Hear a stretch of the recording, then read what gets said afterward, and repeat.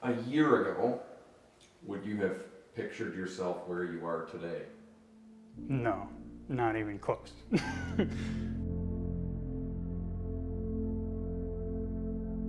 After work one day, I got home and noticed swelling in my legs around my ankles. My socks just like were ballooned right up. And I was at my parents' one night. I took off my socks and I was like, "Dad, does this look normal to you?" And he's like, no.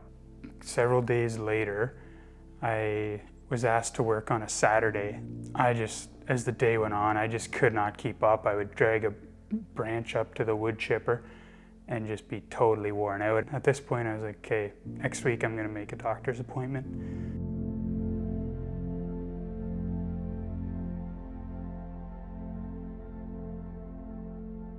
And in that time, my pain just kind of kept increasing. It would go, one day I would feel totally fine. I would get through my workday, no problem. And the next day I could hardly bend over to tie my shoes. Eventually, I got to a point where I just couldn't keep up with work anymore. So I finally decided to go to the hospital. They very quickly started moving me from one test to the next. I started kind of getting the sense that there's something bigger going on. A nurse that came in and gave me a full detailed diagnosis of what I had, and she wrote it out on a piece of paper and said cirrhosis of the liver with ascites. And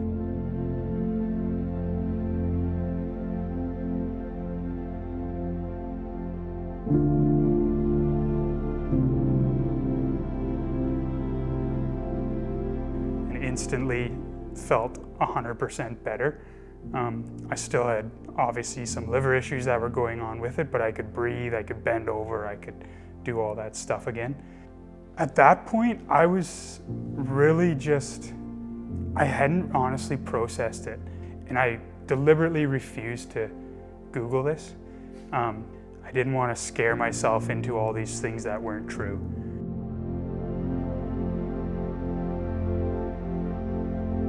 This whole time, they had not known a cause to the cirrhosis. They were 99% sure it's cirrhosis, but there was no underlying cause. And I finally got tired enough of not knowing what was going on, and then I was like, I'm just gonna find out some answers for myself.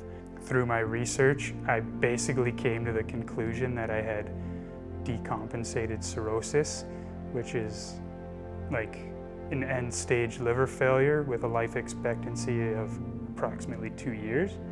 It was about a week where that kind of hit me pretty hard, and I just didn't even really know how to process it. I kind of came to the conclusion that if I only had 2 years left to live, what would I want those 2 years to look like? And I would want them to be used to the maximum potential. I kind of wrote down a list of a few different things that I wanted to do before those 2 years would expire. Whether or not that was going to be the case or not, what would I want to do if it was the case?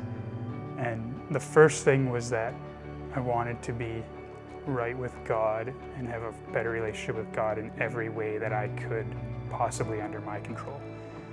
That meant spending some time in the Word, praying and all those things, and transitioning from watching TV and Netflix a lot of my day to turning those hours into time with God, and then with relationships, all kinds of different things with other people that I wanted to just make right and be at their maximum potential.